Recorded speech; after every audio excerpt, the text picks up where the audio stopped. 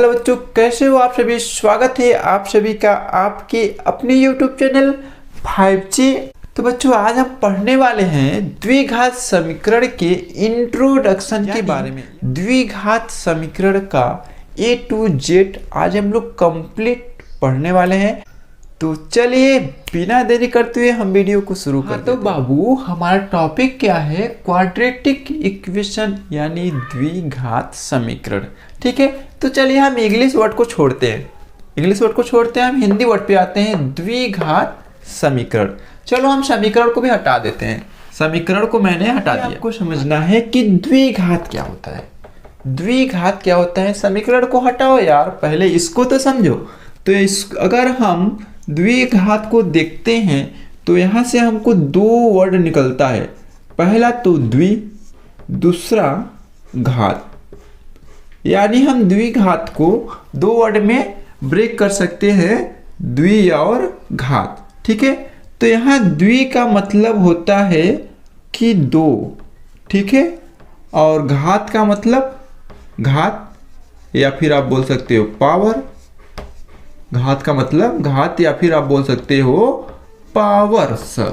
ठीक है, यानी द्विघात यानी दो घात वाला, यानी इसमें मैक्सिमम दो घात रहेगा। ठीक है, घात दो रहेगा, इतना बात याद रखना है। क्या? घात दो रहेगा, मैक्सिमम दो से ऊपर घात नहीं रहेगा द्विघात इक्वेशन में। अब हम बात कर लेते हैं, दूसरा वर्ड था हमारा समीकरण।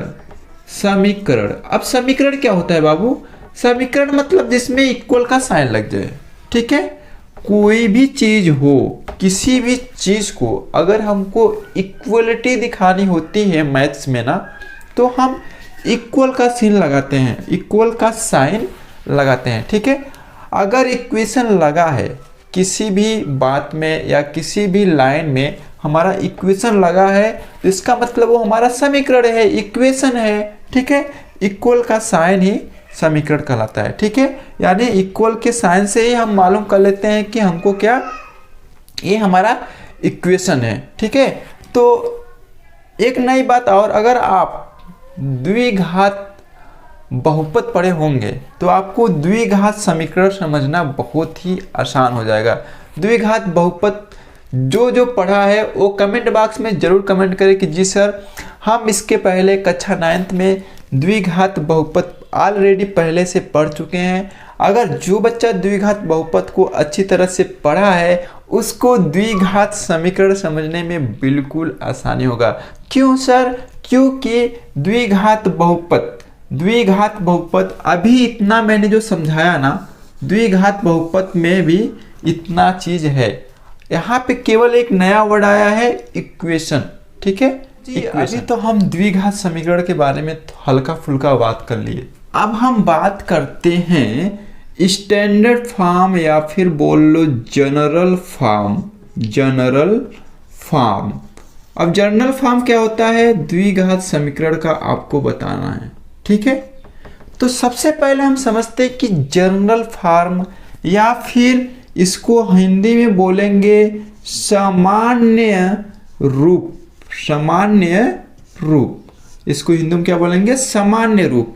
अब देखिए सामान्य रूप क्या होता है, आपको इसका मीन्स समझना है कि रूप क्या होता है। देखिए जनरल फॉर्म, या फिर आप सामान्य रूप बोल दो, या फिर स्टैंडर्ड फॉर्म बोल दो, इसका मतलब क्या होता है कि शक्ल।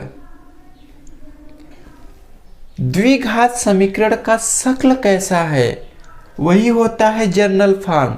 जैसे मैं बोलूं कि सर कैंची, तो आपके दिमाग में क्या आएगा? कुछ ऐसा शेप आएगा।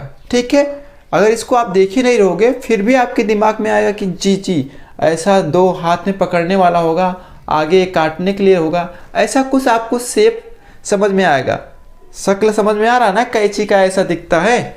अगर मैं बोलूं कि सर ऑरेंज, तो आपको ऐसा दिमाग में तुरंत क्लिक होगा कि हाँ गोला सा होगा, पीला रंग का होगा, पका होगा। ठीक है, तो आप जनरल फॉर्म में मतलब यही समझिए कि इसका रूप कैसा है, शक्ल कैसा है, चेहरा कैसा है, फेस कैसा है, द्विघात समीकरण का फेस कैसा है।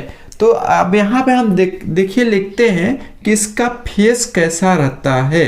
ठीक है, क्या फेस, चेहरा कैसा रहता है हमारा द्विघात समीकरण का। ये हमारा द्विघात समीकरण कैसा दिखता है, किसके जैसा दिखता है।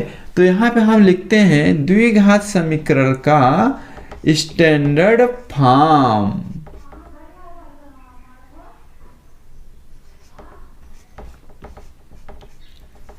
देखो बेटा, ये है हमारा जर्नल फॉर्म यानी स्टैंडर्ड फॉर्म या फिर बोल दो सामान्य रूप द्विघात समीकरण का। अब जहां कहीं भी ना ऐसा कुछ दिखे तो आप बोल दो कि हाँ सर ये तो द्विघात समीकरण है। क्यों द्विघात समीकरण है?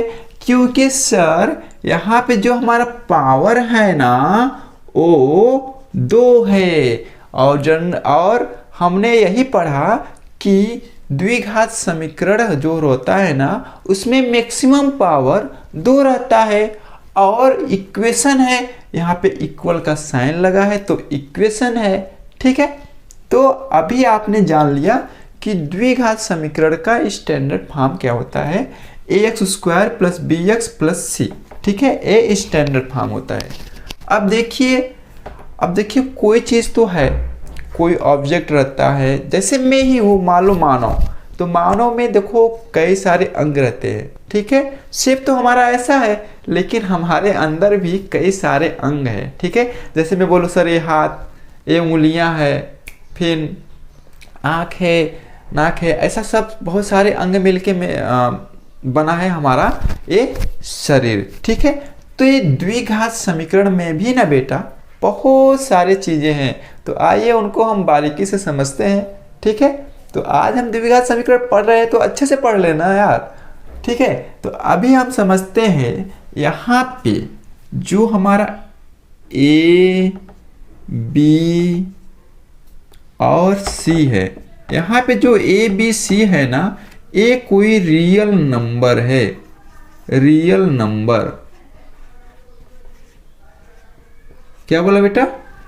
ये जो A, B, C है ना इसमें जो A, B, C दिख रहा है ना ये कोई नंबर है। ठीक है, A, B, C ये कोई नंबर है। ठीक है, अगर मैं इसको यहाँ पे नंबर पुट करूँ तो यहाँ से मान लो हमको क्या मिलेगा 4x² + 8x + 9 = 0। ठीक है, ऐसा कुछ दिखेगा। ठीक है, देखो यहाँ 4, A की जगह 4 लिखा, B की जगह 8 लिखा, C की जगह 9 लिखा, मतलब कि ये रियल नंबर रहेंगे। एक कंडीशन और है यहाँ पे कि जो हमारा A है ना A हमारा 0 नहीं रहेगा। ठीक है, A हमारा 0 नहीं हो सकता। क्यों नहीं हो सकता इसका भी तो बहुत बड़ा रीजन है। ठीक है, आइए समझते हैं क्यों नहीं हो सकता है। अभी देखो यहाँ पे हमारा है जैसे ax² + bx + c = 0 है। अगर बेटा हम a = 0 रखते हैं, चलो रखते हैं, नहीं होगा लेकिन अब रखते हैं। ठीक है, तो यहाँ पे 0 इंटू में x² करोगे आप प्लस bx करोगे प्लस c = 0 करोगे। लेकिन बेटा यहाँ पे देखो ना 0 तो x² को गायब कर दिया, यहाँ पे a टर्म हमारा 0 हो गया प्लस bx प्लस c = 0। अब क्या यह हमारा द्विघात समीकरण रह गया क्या? क्या यहाँ पर x का पावर 2 है क्या? नहीं सर, तो ये द्विघात समीकरण नहीं रह गया। इसलिए बोल रहा हूं कि a ≠ 0। ठीक है, तो ये हमारा क्या बन गया? ये तो हमारा हो गया रेखीय समीकरण। रेखीय समीकरण में x का जो पावर रहता है वो 1 रहता है। ठीक है, तो देखिए अब इतना तो आप जान गए कि sir a, b, c real number होते हैं और a ≠ 0 होता है। और क्यों होता है ये भी मैंने आपको क्लियरफाई कर दिया।